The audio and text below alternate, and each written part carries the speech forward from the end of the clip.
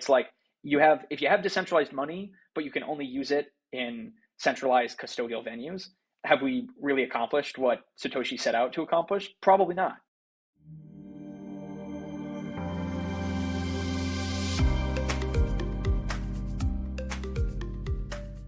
Welcome to the Staking Insider podcast, where we explore the frontiers of staking with guests from leading protocols in the space. I'm Mirko, CEO and co-founder of Staking Rewards, and today we're happy to have with us Jacob Phillips, co-founder of Lombard. Welcome. Awesome. Hey, thanks a lot for having me. Awesome. Yeah, I mean, you guys have been crushing it. I'm just looking at the table at Stake Rewards with like the Babylon finality providers. Lombard is up top, 23,000 BTC. Amazing. Well, thank you very much. Appreciate it. Yeah, it's been a hell of a ride. Yeah, we kicked this project off in like late April, early May, and shipped, I think, late August, early September. And yeah, the receptiveness has been massive. DeFi protocols have loved it. But I think it's just the beginning. It's important to remember that we're like so early in the grand scheme of BTC DeFi. We're onboarding like just the earliest, like the most degens of degens in the space, and there's a lot more to go. Yeah, it's insane. I mean, 0.3% in like is staked in Bitcoin with Babylon in particular. I guess it's like 0. I mean, you guys make a big chunk of the total Babylon already now. Yeah, but yeah. I mean, exactly. 0.3. That's nothing. Yeah. It's very fascinating to see how much potential there still is, and I guess we haven't unlocked like the big Bitcoin holders yet, right? Definitely. The MicroStrategies of the world. Exactly. Yeah. Far from it. We'll need much more secure mechanisms, I think, to get those guys on board, and we'll need to give the space some time to mature, make sure everything's like super robust before those guys will get in. But I think what has been most interesting about even the folks who we know probably won't convert for a year or two on end is that everybody's interested in it. I mean, Babylon had the 3 largest mining pools running finality providers on testnet. The biggest Bitcoiners in the world are exploring this. They're interested in the idea of putting their Bitcoin to work. Obviously, there's some trust assumptions you've got to get them comfortable around, but it's coming for sure. Yeah, I guess it's also diversifying for the Bitcoin mining pools. It seems like they're all very interested. They have big bags of BTC. Yeah, exactly. Well, Bitcoin, I mean, I think for those guys, it's just another way for Bitcoiners to earn yield. Bitcoin mining pools have been operating as pseudo exchanges or some firm offering financial services to Bitcoin miners for quite some time. It's not surprising that the opportunity to stake a very sort of low risk form of yield production would be attractive to these sort of folks. I think it makes a ton of sense. And I can only hope that more and more people offering Bitcoin yield services start to look at this as like a viable path forward. I think historically, the only way you could earn yield on your Bitcoin has been lending it out to market makers and prop funds, which turned out to not be such a great idea when, the whole ecosystem, BlockFi, Celsius, everybody else sort of blew up. And now we finally have like the first form of yield generation that's exclusively technical risk, not credit risk. Yeah, fully trustless in a way. Or I mean, there's just technical risk, like you said. I mean, to me, it's fascinating. Like before Babylon and Lombard came around, it was basically everyone was saying like, like Bitcoin staking is going to be really hard to convert the maxis to stake any BTC and take on any risks and so on. But I mean, looking at like the different Babylon caps and then like you guys kind of crushing it in the cap 3 of Babylon, it doesn't feel any way like that this is real, right? This kind of narrative that people are not like Bitcoin maxis are not comfortable. Yeah, it's like rather the opposite, right? Yeah, exactly. I think that's always been a little bit of a cop out of an answer when people try to give an excuse for why Bitcoin DeFi won't succeed. It's so like the fundamental idea that like Bitcoin is the decentralized money, the core collateral within crypto ecosystem feels undeniable to me. The idea that like ETH should always reign supreme feels a little bit silly, Certainly, I think they're comparable. ETH and Bitcoin both play a role as collateral within ecosystems, but the idea that Bitcoin will, for the entirety of time in DeFi, will remain an outsider is a little bit wild. And it feels like this thesis that everyone's known has been true, and everybody's known that Bitcoin DeFi was going to pick up eventually. It's just a matter of like finding the right catalyst, the sort of jolt to the system that makes people actually start paying attention to this. And I think for a long time, Bitcoin DeFi or using Bitcoin as collateral just hasn't been all that attractive. If you're holding Bitcoin in your wallet and you're trying to decide if you should go, throw it into WBTC and throw it into like Aave or something like that, where you're earning, 10 bips of yield on an annual basis, maybe not worth it. You're taking on a lot of additional trust assumptions for not much yield. Babylon, I think, has been the first large scale yield opportunity for Bitcoin holders on chain that has turned some heads, where it's like now they're thinking about, if Babylon is offering yield in the range of like 10 bips or something like that, people probably wouldn't get excited. Like you're not even compensating yourself for smart contract risk at that point, as is the case with a lot of DeFi. But with the sort of excitement around Babylon, I mean, you saw what sort of happened in the Eigenlayer ecosystem, where Eigenlayer became this massive catalyst for bootstrapping liquid staking tokens and yield-bearing collateral that was built on top, like liquid, restaking tokens. You're kind of seeing the same thing happen in Bitcoin DeFi, where now there's finally enough of a catalyst to get people excited about trying stuff out. And so, yeah, Bitcoin maxis are paying attention for sure. I think they are figuring out if they can or cannot stomach the sort of security risks. But I mean, you saw like one user deposit 10,000 Bitcoin into Babylon directly from their own wallet, like not through an LST, but still, I mean, I think that's a huge step in the right direction. $1 billion in one transaction is like pretty crazy. That's insane. Do you know who that is? Yeah. Or I think it was me, but it might have been, it's possible it's some other people. Yeah. There's been some speculation, but I don't think anything confirmed. Yeah. I mean, there's probably only like a couple people groups, entities in the space that could, slap $1 billion on chain with one move. And I mean, this means if you deposit like $1 billion in there, like they've done their research. Like 100%. They didn't just like on a good mood deposit this. I mean, they must have done very, very proper due diligence into Babylon and everything. And yeah, it's a huge confirmation for trustless self-custodial Bitcoin staking. Yes, it works. Yeah, and absolutely. And I think this is what's been most interesting about dealing with a lot of the OG miners, large Bitcoin whales in Asia, and some of the large like Bitcoin funds, is that they are, I mean, by the nature and principles of Bitcoin as an asset, they have sort of taken to heart that like the name of the game is to not trust anyone. I don't trust you. I don't trust that exchange. I don't trust your DeFi protocol. I don't even trust custodians sometimes. This is what we hear from users. So there really is like a great thesis for building non-custodial finance within the Bitcoin ecosystem. Arguably even a better thesis than doing it for other assets, which may be a little bit more risk on for users. So I think that's the real take here is like, yeah, there's going to be some challenges, but I bet DeFi finds product market fit with BTC holders, the most principled of users in the space, to even more significant extent than it does, some of these more degenerate alt L1s. No, that's great. What do you? I'm actually very curious on your take. Like, what do you think? What does it take to unlock like MicroStrategy to stake their BTC, for example? I mean, it kind of at some point there will probably. It just feels like a natural progression when you invest in Bitcoin and then you stake it. You kind of feel like you're missing out on something if you don't make it productive, right? Yeah. Definitely. It's a good question. It's going to be a long-term battle. Like, the name of the game is creating security mechanisms that are battle-tested and like easy to understand. And right now we're not quite there. Like, I think there's a big education game here. I actually think a good analog here is looking at what Marathon did. So Marathon, I guess they rebranded to Mara, big US public miner. It made a lot of noise for being the first Bitcoin miner to, I think they made some like commitment to never sell a Bitcoin. So they mine a Bitcoin and they just hold it on their balance sheet, and they have a ton of BTC. I want to say it's like 60,000, but maybe I'm making that number up. And they, for the first time, decided to put some of those assets to work.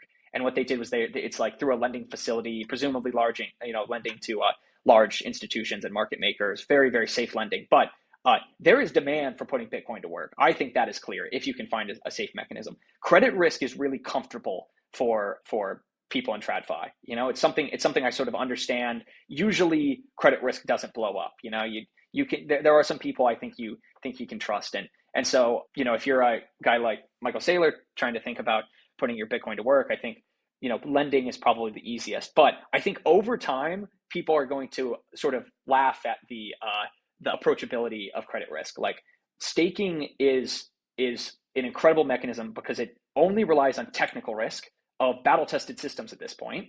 And with Babylon Bitcoin staking, you can only screw yourself. You control the key that signs. If you double sign, you get slashed. If you do not double sign, there is no way Babylon or any other party can slash you. Like, this is an incredibly cool mechanism. So if they start to understand that, I think that people in the future, like the most risk averse users, will only accept technical risk and not credit risk when they think about putting their Bitcoin or other assets to work. Yeah, absolutely. I have a tweet open from you here saying like making Bitcoin a productive asset on chain is the best thing that could happen to BTC. I might even argue it's a necessity.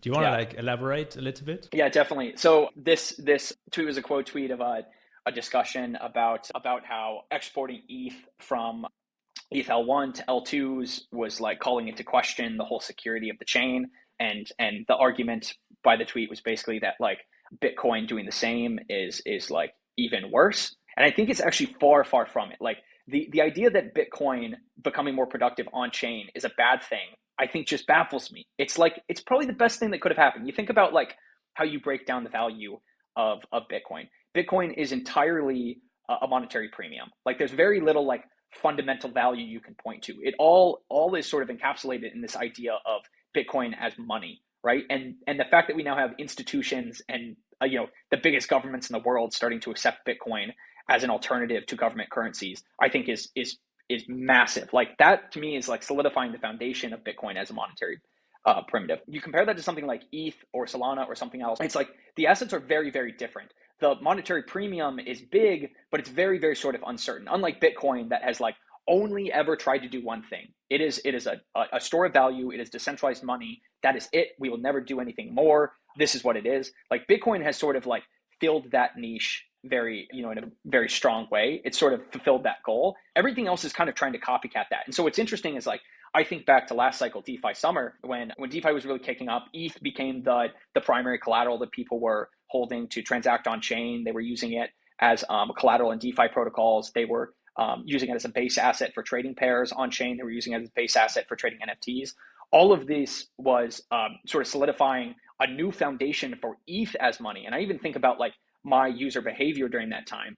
While I knew that Bitcoin was money, I was using ETH as money a little bit. So I think it started to like conflict the meme a little bit. But this goes back to my point earlier about there's no real fundamental reason that should exist, right? Like the reason that ETH was money in that context was because there were no additional, like there were no like crazy trust assumptions I had to take to like use that ETH as money. And it was sort of like heavily ingrained within the ecosystem, like really close to liquidity. All the users had ETH within that.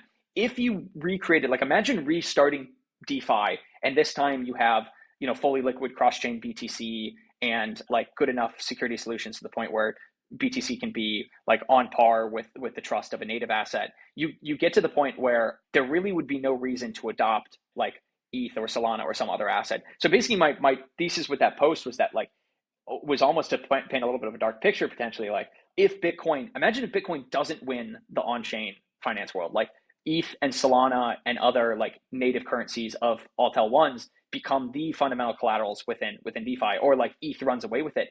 Bitcoin's monetary premium, I think, erodes significantly in that case. And if that's the case, then, it might be, possibly that could be like the beginning of a downward spiral a little bit, especially if this is predicated on the thesis that like a lot of this crypto comes on chain in a big way. But the fact that all these new assets, all the innovation is sort of happening in other ecosystems with ETH or these other assets as trading pairs or sort of like use this money in those ecosystems, I think is a little bit, potentially, it's almost like a little bit concerning for Bitcoin. I think it's something that Bitcoin really needs to address. And Bitcoin DeFi to me like solves all of this. It's the renaissance of Bitcoin as money in the on-chain world. Decentralized money needs decentralized finance. There's no doubt in my mind about this.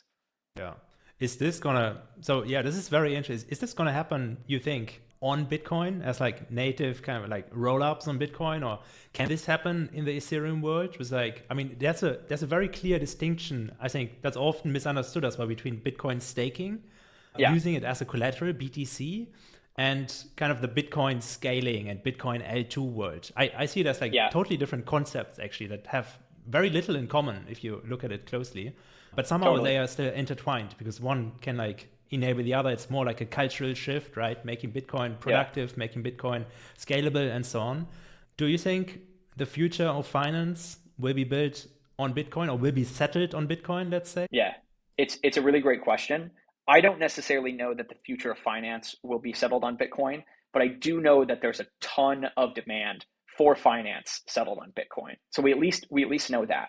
So it basically what that means is, there are $2 trillion worth of latent demand in the form of idle Bitcoin right now. Probably, I don't know, more than half of that, I think you can only actually activate if you have a fully trustless mechanism. I don't know that to be the case, but my guess is that we know like the largest Bitcoin holders in the world, like I said, they don't want to trust anyone. They only want to trust a non-custodial mechanism, which doesn't require them to trust, right? So building a Bitcoin L2 or some, BitVM, Opcat, some sort of trustless mechanism unlocks a massive amount of capital. There's no doubt in my mind about that. As for whether cross-chain Bitcoin is a lower market size there, it's a little bit hard to say. Like, I think they're different products for different types of people. If you think about like the risk spectrum of users in the Bitcoin space, right now we're sort of targeting like the existing Bitcoin LSTs are targeting like the most degen of users. These are risk on users. I mean, this is like this market of just like, call it like small multi-sigs or like teams running multi-sigs and cross-chain Bitcoin.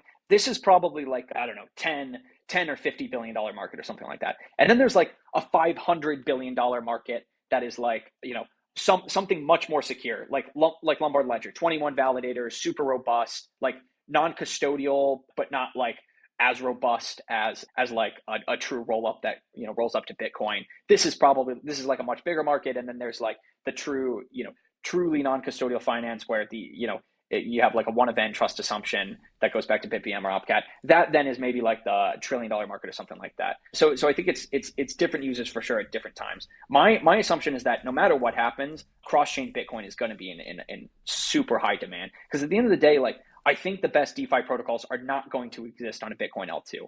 The most innovative DeFi protocols right now are building in Ethereum. They're building in Solana. They're building on Base. They're building on, Barachain and stuff. And I don't expect that to change anytime soon. So I think if the highest yields, the best opportunities to put your Bitcoin to work are probably going to float to ETH ecosystems for the foreseeable future. But my assumption is that all of those robust DeFi protocols that bootstrap in other ecosystems will have some link back to Bitcoin, trustless solutions such that they can access that big pool of capital. Yeah, amazing. What do you think? Which role does Babylon play there? And actually, so you guys are from the beginning very, very Babylon aligned. And we also talked about it. Like, Babylon is one of the only systems that allow like true trustlessness and like self-custodial, like in all sorts on Bitcoin. And it's like one of the only protocols enabling this. But there are also others like that do enable Bitcoin staking and that have the same vision, that try like similar primitives and so on. What is your take on Babylon itself? And also, like, is Lombard, like, are you guys a Babylon project, or would you consider launching with some other protocols at some point? And what's your vision there? Yeah, you're asking the tough questions here, aren't you?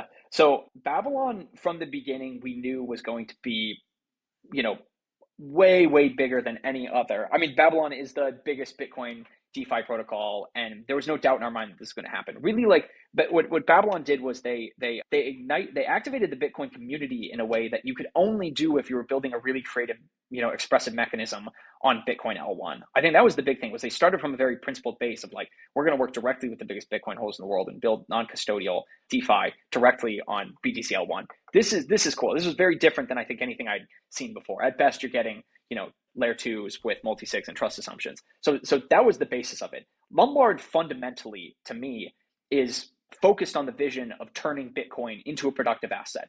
This can come in many different forms. Babylon staking is sort of the obvious place to start, because it is this very unique form of yield that people are comfortable with. Like, they're used to staking. They know that technical mechanisms with battle-tested systems are good places to put their money to work. And we knew there was just going to be a ton of excitement around this. So this has been, when I think about like going around to talk to all the biggest Bitcoin holders in the world, Babylon is the easiest thing I can pitch. It's almost like you need to start with the lowest risk, lowest reward opportunity first, get people comfortable with the idea of Bitcoin leaving their cold storage wallet, and then start pitching them on all the other cool things we could do. I can't even start having conversations about like Bitcoin basis trading vaults if I haven't first started with like, staking as a primitive. So yeah, Babylon's been an incredible team to work with, an incredible amount of protocol success so far, and Lombard's been pleased to work with them. I would say that Lombard's vision extends even bigger than just being a Bitcoin LST. But certainly, I think Bitcoin LST has been the focus at the time, and has been a massive catalyst for growing Bitcoin liquidity within the DeFi ecosystem. And really, I think I always, I don't know, I think I will always think of this as the case, that like Babylon was the turning point in Bitcoin DeFi, where now for the first time ever, there's an exogenous catalyst that was going to propel the space forward, in the same way that like Uniswap and like DeFi, Compound DeFi in summer 2020 did kick off, until there was like some hyper incentivization that then drove everything to, drove everybody on chain. Babylon's kind of doing the same thing with Bitcoin. Now everybody has a reason to put their Bitcoin to work. Yeah, it's absolutely fascinating. I mean, there were a lot of projects already building on like Bitcoin scaling and kind of all of these concepts for a very, very long time, way before Babylon actually. But somehow Babylon managed to kickstart this Bitcoin renaissance in this cultural mind shift, right? Yeah, I think it has to go back to just leaning into on-chain. Like Babylon spoke the language of Bitcoin holders in a way that I don't think any other mechanism to date has. Maybe it was also tied together with like the rise of Eigenlayer, right? Because then Babylon took the same concept. Absolutely. So Eigenlayer was very successful. So maybe Eigenlayer, we have to give a little bit of credit to Eigenlayer as well in that renaissance. But obviously, for the Bitcoin community, and Babylon is doing a lot of research as well. Like not just around Bitcoin staking, but around just making Bitcoin more programmable as well. So it's really, really cool to see. I would love to dig a little bit into like the custody side of things. You mentioned obviously there's also for like big institute, there's different trust assumptions for unlocking like BTC liquidity for liquid staking, and for like trustless on-chain staking. Institutions always try to go for the lowest risk. The problem around Bitcoin obviously is like, there is no, it's not programmable. Like there are no smart contracts. You cannot build like a truly trustless system, like let's say for custody, like liquid staking. So there's Lido on Ethereum, and it's a fully trustless system because they have smart contracts, but somehow that's not possible on Bitcoin. You kind of work your way with the Lombard Consortium, but maybe let's start a little bit around the custody side in general on Bitcoin. Like what are your takes there? Do you think this is a big blocker in order to make Bitcoin productive? And what can we do against it? Yeah, I think this is the biggest issue within Bitcoin DeFi that is in the process of being solved. So the way to think about security of underlying Bitcoin within these systems is Babylon. So there's sort of like different layers to this, right? There's layer one, the most secure mechanism, which is like a one-event trust assumption. This is like BitVM or OpCat. These solutions are either in R&D right now or not available due to the lack of certain opcodes included within Bitcoin script. So this is like a little bit of a work in progress, but coming very soon. Call it within the next 1 to 2 years. I think you'll have some of these mechanisms live. Certainly, Lombard's doing it. Actually, I have a question on this. So the opcode, right? Like, how are we going to push this through? Because this needs to, like, Bitcoin is a decentralized system, right? Like, it could also be that that never passes like the decentralized governance of Bitcoin, and how to actually make it happen. Like, how can anyone, like maybe also listening to this podcast, how can we support like the Bitcoin renaissance of like pushing these upgrades through, which are necessary in order to make Bitcoin more programmable? Yeah, it's a great article on decentralized governance, I think. I think in particular has a pretty strong case because it was included in the original Bitcoin script and was sort of removed because it was dead weight, and now maybe it has good usage. So I think there's a thesis for it coming back. But what's interesting is I actually, when I was first getting into crypto, I think decentralized governance was like very exciting to me. Like it really resonated. These systems should be dynamic. They should be able to change. The more time I spend in crypto, the more time I realize that being dynamic is a bug, not a feature. At least for stuff trying to become money, right? Like trying to upgrade a massive system is like incredibly scary. I mean, you can wipe out $2 trillion in market cap with one mistake on Bitcoin, right? And it's like there's all of these sort of butterfly effects that come from these changes. So I actually think that like the difficulty in upgrading to OpCat, even though it feels like there's a lot of momentum and there is growing momentum, the fact that it is so hard to change, I think is makes Bitcoin so much more valuable than if you were able to change it on a dime. So it's a good thing. I don't know exactly how all of that works, but I think, the more we talk about it and the more we sort of start to build around it, I think it'll only sort of create the case. Like I think the biggest thing that's been missing from these kind of discussions has been like super clear evidence of user demand. And if we do that through other mechanisms, and then we basically like bring that back. So we build these mechanisms externally to the Bitcoin blockchain, and then ultimately we like implement opcat or have these solutions. Like BitVM, you can build on top without any opcode changes, but the opcode changes I think will be like really easy to pitch once there's like all this demand that's latent that Bitcoin could be attracting back in the form of transaction fees or deeper ties to Bitcoin L1 that we can bring back into the ecosystem through the integration of these things. But yeah, I know there's a lot of people who maybe don't fully agree with that, but it'll be fun to see what plays out.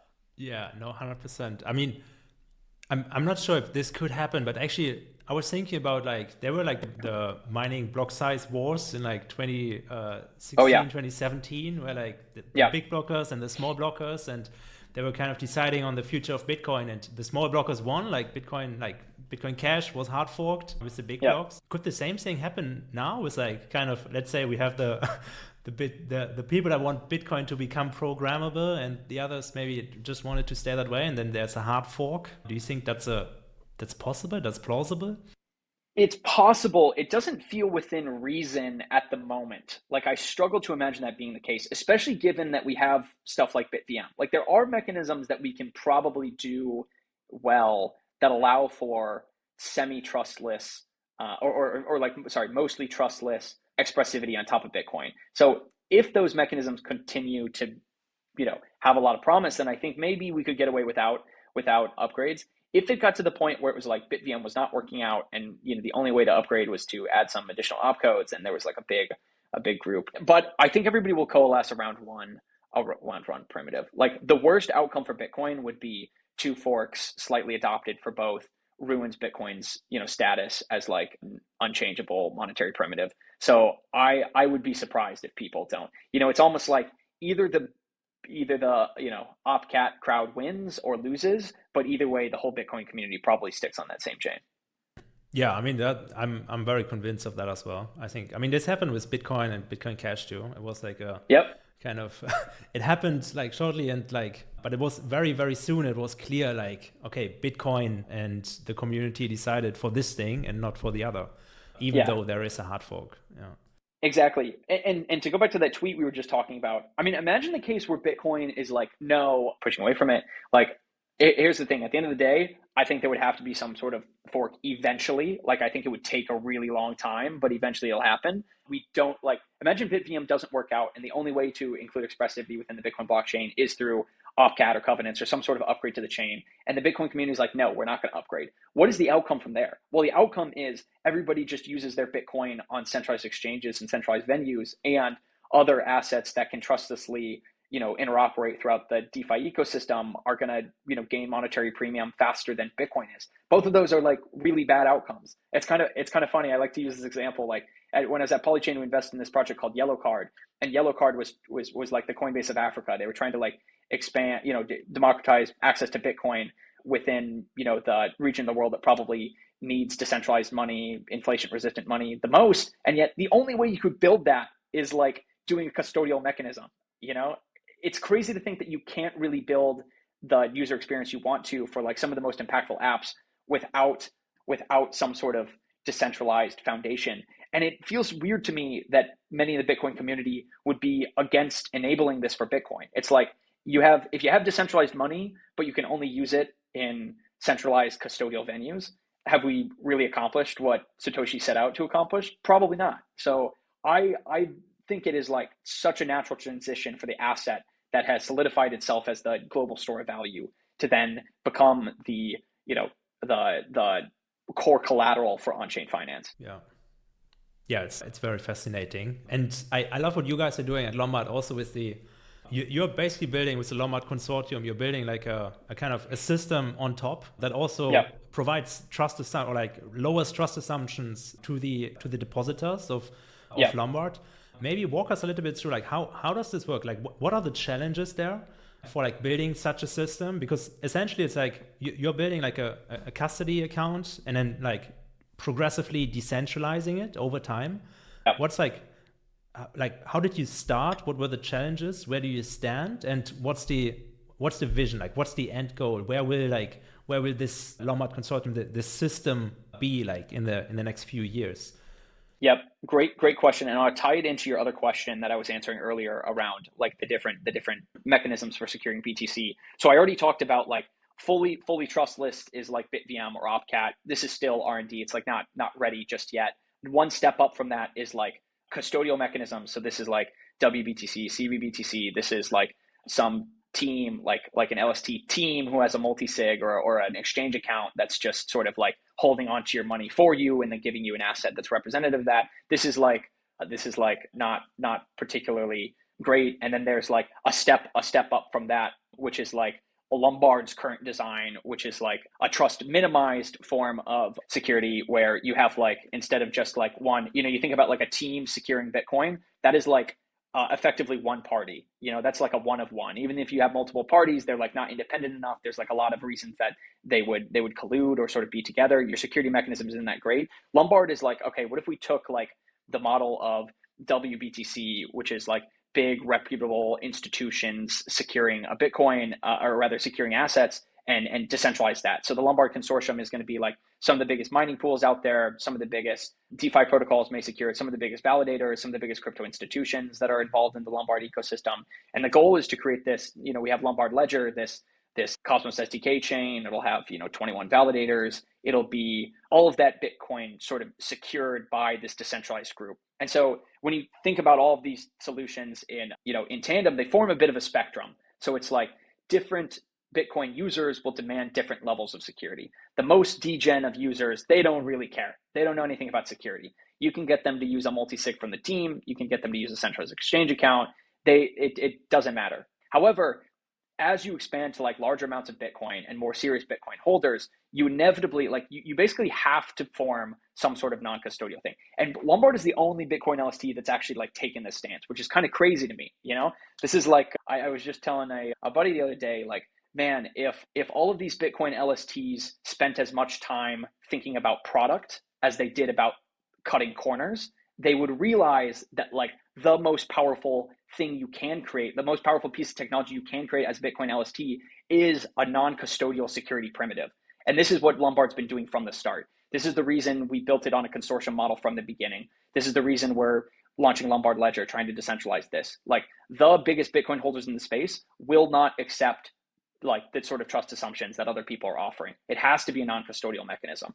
Now, I think the big question is, does it need to be a fully non-custodial mechanism, like a one-event trust assumption, like a BitVM or an OpCat, a ZK rollup, or can it be something else? Can it be like a consortium model or somewhere in between? And the answer to this is like, it's different, different strokes for different folks. Like different Bitcoin holders are going to view this differently, right? It's like back to that thing about, there's probably like a $10 billion market for the degens of degens, or 50 billion, and then maybe like 500 billion for the kind of middle range people who are comfortable with like a really, really robust consortium.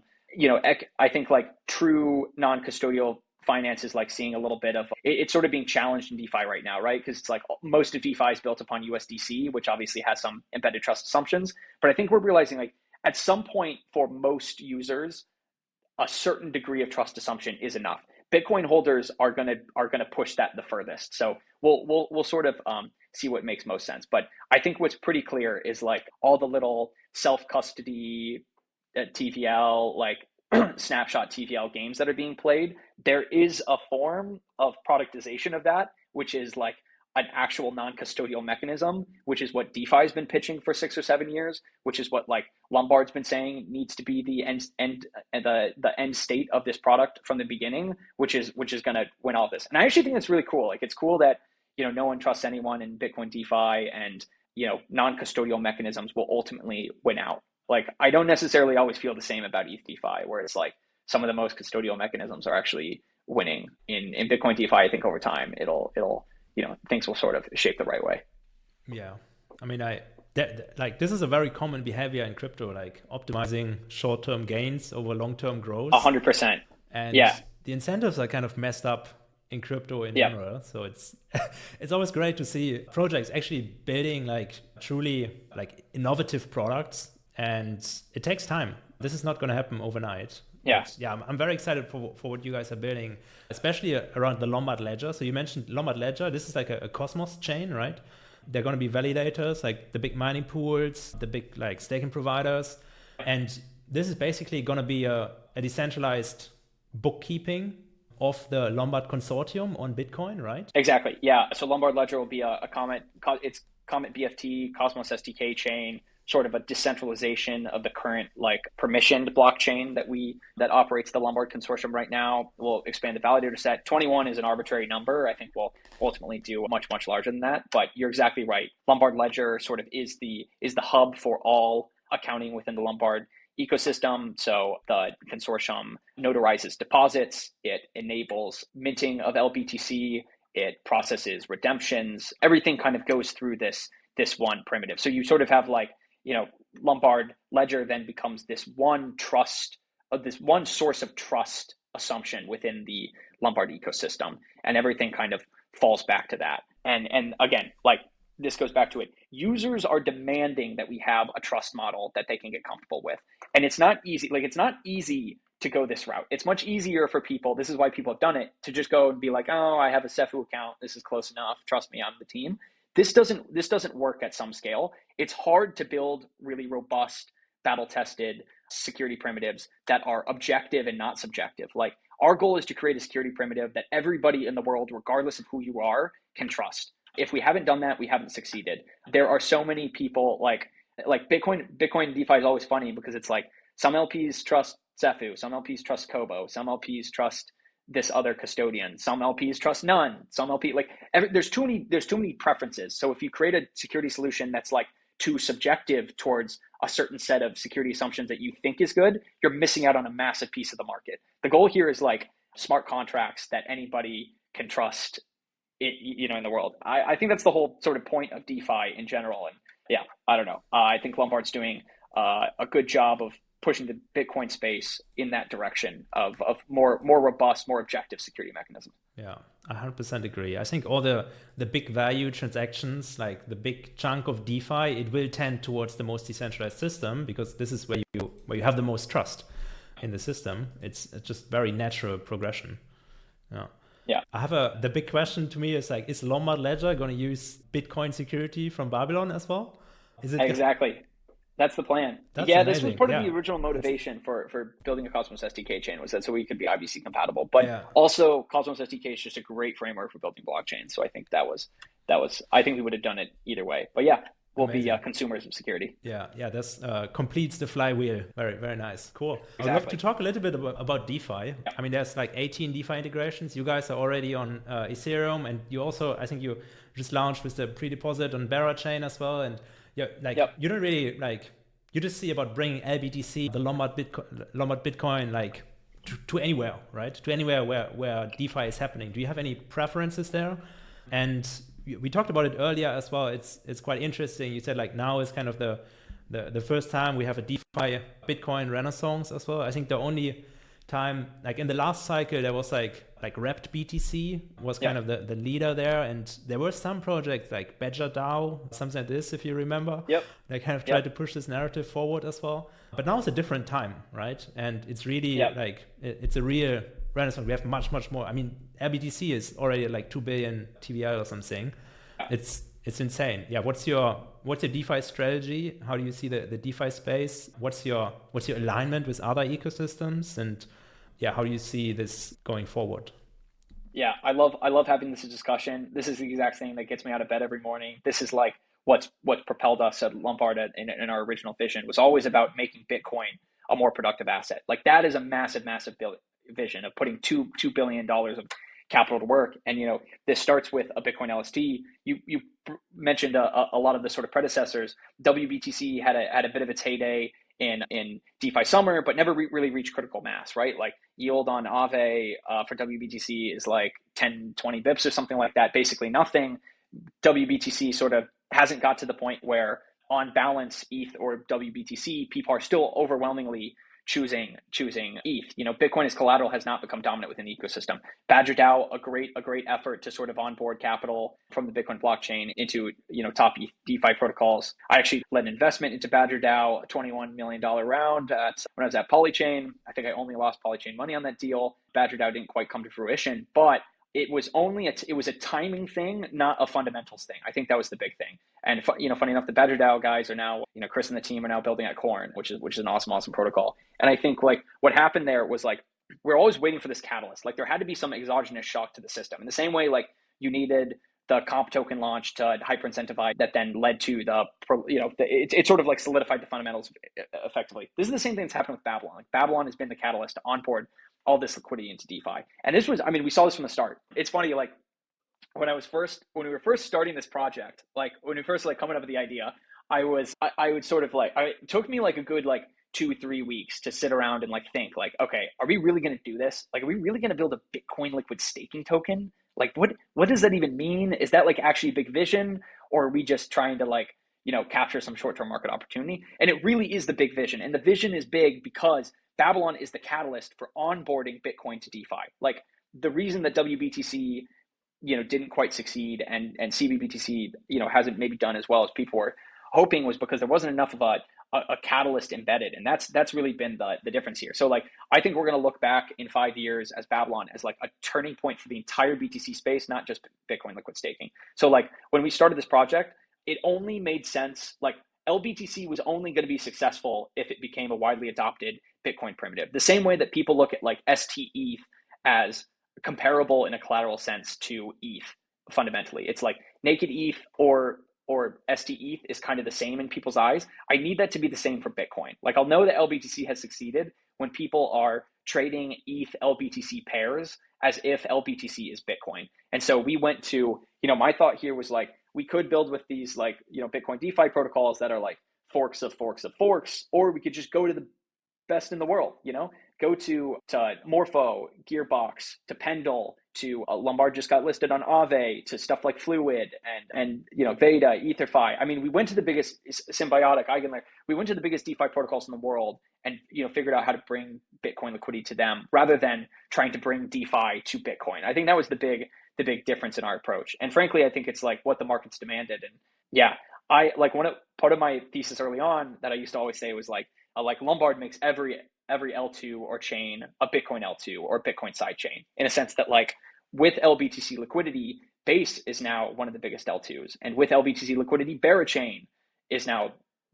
maybe the biggest Bitcoin L2. So I still think cross-chain BTC will have a lot of fundamental demand, but I also think over time, as those bigger and bigger Bitcoin holders get onboarded, we're going to need even more secure mechanisms, like closer to a Bitcoin L2 or Bitcoin sidechain. So yeah, DeFi has kind of been my passion. This is like, I think one thing that has been core to the Lombard team from the start. We're kind of DeFi guys, wading into the Bitcoin space rather than like Bitcoin guys trying to act like they know stuff about DeFi. So yeah, it's been awesome. I used to work at a Perps protocol on Arbitrum, and I got to see so many protocols building, doing really cool stuff. And now I get to go work with all of them. So it's been a lot of fun. Yeah, this is what's driving the Bitcoin Renaissance, right? Like the innovators from Ethereum, where like so many things have been tried, like DeFi kind of found product market fit, and now everything is moving back to Bitcoin. And let's see the smart people and all the builders and innovators. It's really great to see. Yeah, I'm very excited. Exactly. So LBTC, obviously, it's like a competitor to Wrap Bitcoin and like CBBTC, then, right? It's really competing to be like the on-chain BTC, like the DeFi collateral, the BTC collateral. I think of them as slightly different asset classes. Like the risk profile of a liquid staked token that's taking on Babylon risk and some chain risk plus some custody risk is a little bit different than just taking on like custody risk in the form of a WBTC or CBBTC. So like it's possible they go head to head, but I really think of them as symbiotic. Like Lombard sort of can't, like I don't think we could have proliferated LBTC the way we did without the existence of like an unwrapped solution like a CBBTC or a WBTC. So we've been very collaborative in the ecosystem with them, and I don't necessarily think that they're like direct competitors per se, but there's some similarities for sure. Yeah, it's going to be interesting how much actual slashing risk there will be for Babylon. Yeah, Because I mean, just from a custody standpoint, you guys will already be in a better position than Wrapped Bitcoin, because the Wrapped Bitcoin is centralized custody. You guys are building a decentralized custody with the Lombard Ledger. So just from the custody standpoint, LBTC would probably make a better case. But then obviously there's potential slashing risk, which is very hard to vet maybe. You're pitching this better than I could. Okay. Now I'll have to get you on some BD calls. Yeah, bring me on. We onboarded some Bitcoin whales already. Yeah, very bullish. I mean, there's a few people in this world that can make me more bullish about Bitcoin staking than you. So I really appreciate the conversation. Yeah, amazing. Definitely. Great insights. And hey, I've appreciated you guys, being big Lombard supporters since the very beginning. I think you guys were one of the first sort of alternative interfaces we were talking to, were like just distribution partners. You guys, I think, were the first to integrate the Lombard SDK, which allows people to natively mint through another front end. Like, you guys have kind of been like a partner we've built alongside this entire time. So yeah, I think we've learned a lot from you as well, and start of a very long journey. Yeah, it's amazing. And it's great to see the updates as well. I mean, in the beginning, there was like a two-step process, staking and then minting LBTC. Now it's like there's a one-step process. So we're pushing forward on the UX. Like, you guys are pushing forward, and we are also integrating it. And it's great to enable Bitcoin staking opportunities. Like, for us as stake mods as well, we've seen a lot of demand for Bitcoin staking, for native Babylon staking as well as Lombard staking. And yeah, it's like you said, there's different profiles of users, but it's definitely like two very, very interesting pitches, and they're not even that hard. Yeah, definitely. I'm glad you caught a couple of the new features we just launched. Lombard has an awesome product team. These guys are meticulous as hell. I think you'll see that using LBTC is materially different than someone else, because the details matter to these guys. They're on, they're all in 24/7, to make this the best it can be. So yeah, certainly open to any feedback, but glad that some of the stuff they're working on is showing through. Amazing. Jacob, thank you for being so generous with your time. It's been a pleasure to have you on. Thank you for having me. Really appreciate it. Cool. That was the Staking Insider podcast, where we explore the frontiers of staking with guests from leading protocols in this space. If you enjoyed this conversation, check out our previous and future episodes on Spotify, Apple Podcasts, and YouTube. Happy staking.